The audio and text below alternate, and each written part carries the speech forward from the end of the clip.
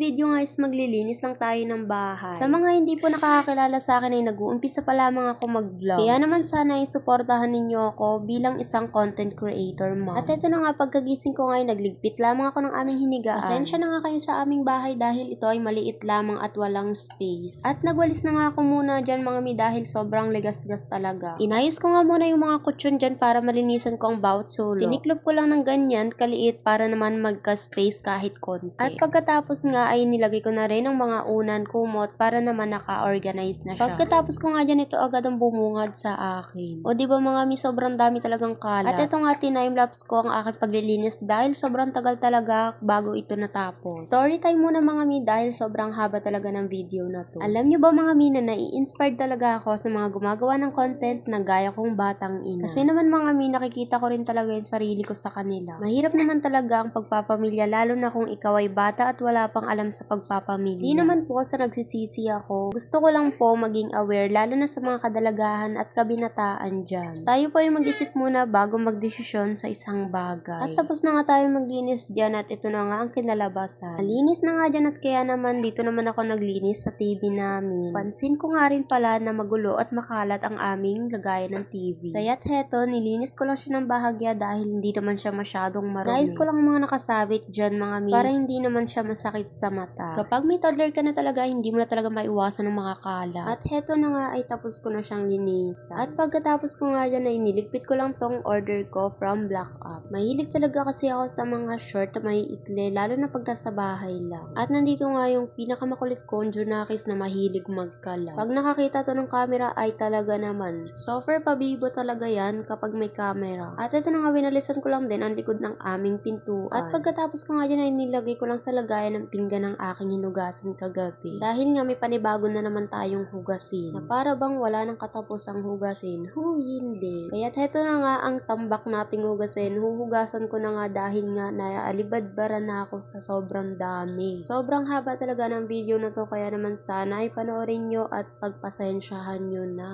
6 hours later.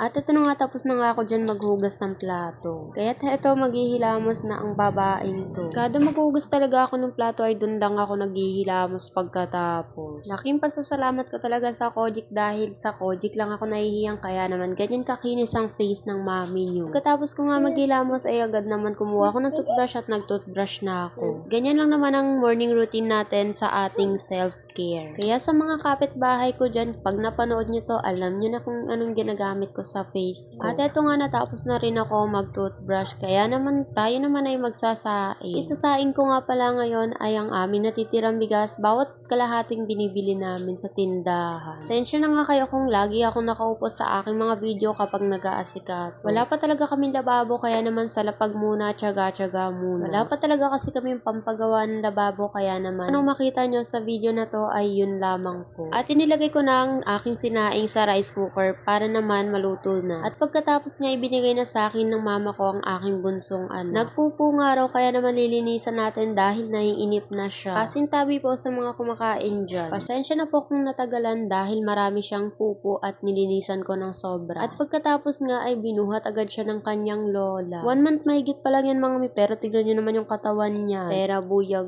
po. At hineli ko na nga siya dyan at nakatulog na rin. At ito na nga ang last part ng ating video, ang malinis at maaliwalas na ating nilinisan buong araw. At dito na rin nagtatapos ang ating video. Salamat sa panonood.